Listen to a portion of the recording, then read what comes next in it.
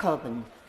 Thank you, Madam Deputy Speaker, and it's a pleasure to follow the member for Wallersley, and I was very proud to co-sign the application for this important debate that we're having this afternoon. And I would like to begin by wishing everyone here in this House, in my own constituency of Carshalton and Wallington, but in the UK and around the world, a very, very happy Pride indeed. It hasn't looked the same this year as it has in previous years. We've been moved to online events and we haven't been able to have our usual festivities and celebrations, but I hope from 2022 onwards we can certainly get back to that, to celebrate the contribution of LGBT plus people to this country, recognise how far we have come, but also to acknowledge the work that is still left to do and the progress that is left to be made. We are now more than 50 years on from the Stonewall riots in the United States and more than 50 years on from the decriminalisation of homosexual acts in the United Kingdom. And next year we will celebrate the 50th anniversary of the first ever Pride rally in the UK in London. But of course LGBT history is one that stretches far back, not just for the last 50 years, but since the beginning of time itself, as I'm sure the Minister knows. But of course LGBT history is one that stretches far back, not just for the last 50 years, but since the beginning of time itself, as I'm sure the Minister knows. And sign of better times that I can stand here today as a proudly open gay man in what was until last year, when New Zealand beat us to this post as the gayest parliament in the world, happily engaged to my fiancée Jed, having grown up with an accepting family, a supportive school, supportive workplaces, and in a country that does indeed recognise my rights. And indeed, just yesterday, as it was mentioned by the member for Wallersley, we reached yet another milestone with the Methodist Church's very welcome, overwhelming support for same-sex marriage in their churches. It is important during Pride that we recognise the progress that has been made and celebrate those champions that have fought to get us to this point. But it is especially important to recognise that there is still much to do. There are so many issues that would be important to raise that in my short contribution today I cannot do all of them justice, but I do want to highlight some of the most pressing. And first is indeed the need to remember that whilst we are lucky to live in a country that does recognise the rights of LGBT plus people in law, to this day around the world, LGBT plus people face persecution and even the death penalty simply because of their sexuality, gender identity or expression. And in some countries, particularly in Eastern Europe, in places like Hungary and Poland, we do seem to be taking a step backwards. So the United Kingdom must remain strong in condemning these abhorrent human rights abuses. And I hope that we can use our position as the host of that global LGBT plus conference to push that agenda and re-establish that commitment. But whilst we have made great strides here in the UK, it is still the case for far too many LGBT plus people in this country that they experience crime, hate crime and discrimination. I myself, since being elected as an MP, have received a death threat that focused on my sexuality, and I had a shocking reminder of that just this week when my gay office manager Tommy was spat at and called a faggot in the streets.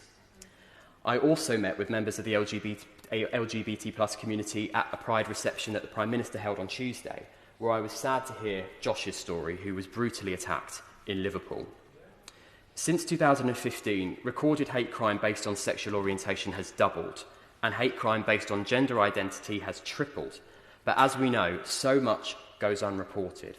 Now, I know that there is a review taking place into hate crime, so I wonder if the Minister could set out how this review will seek to improve these statistics, because no one should feel unsafe to be simply who they are. And indeed, one such way that I believe we can move towards that is indeed by bringing about that all-important ban on LGBT plus conversion therapy in the United Kingdom. It's been my privilege and it's been humbling since being elected as an MP to work with colleagues, campaigners and survivors over the past year and a half on trying to bring about this ban, and I'm delighted that plans to do so were indeed in the Queen's speech. Now, as I led the Westminster Hall debate on this issue only a few months ago, I don't want to revisit all of the points that I made there, and indeed were very ably made by the member for Wallersley, but it does bear repeating that these abhorrent practices are not practices that are consigned to the past. They are happening right now, today, in the United Kingdom, or people being forced to go overseas to undergo some truly abhorrent treatment. So we owe it to them, after hearing those heartbreaking stories of those survivors, to secure this ban, and I do hope that it will be this Parliament that secures it. I know that the government is issuing a consultation on this prior to legislation. I would be grateful if we could get an update as to the steer of the scope of that consultation and any update on timelines, because every single day that we delay is the chance of another person being subjected to these practices. But another area that we need to make much greater strides in is, of course, the area of LGBT plus healthcare. The powerful telling of the HIV and AIDS crisis in the TV series It's a Sin is one that has brought back into sharp focus how far we have come in the treatment of HIV and AIDS. And indeed, this very month, June 2021, marks 40 years since the first cases of HIV were reported. And a lot has changed since then in the treatment of HIV and AIDS. It is no longer a death sentence in the United Kingdom, and we are now in a position to end new transmissions by 2030, and the government has indeed committed to that goal, but it was not going to be easy to achieve it. So the action plan must be worthy of its name, and any update that we can have on the date of this plan being published will be very, very welcome indeed. But elsewhere in the UK, accessing healthcare can still be very difficult, uncomfortable, or in some cases even traumatising for LGBT plus people, particularly for the trans community, who face years and years of waiting lists, no support in that time, and often when they are eventually through the door, face a less than satisfactory service. And I do hope that we can use this moment here today to take some of the heat out of this debate, out of this discussion, because having an increasingly polarised debate helps no one whatsoever. So we need to be leading from the front.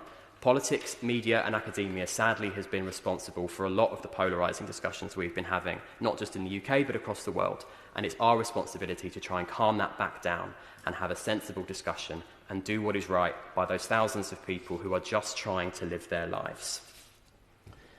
Madam Deputy Speaker, Pride is more than just a 4-week period of parties, of parades, of festivals and of companies changing their logos in the Western world but not in the Middle East.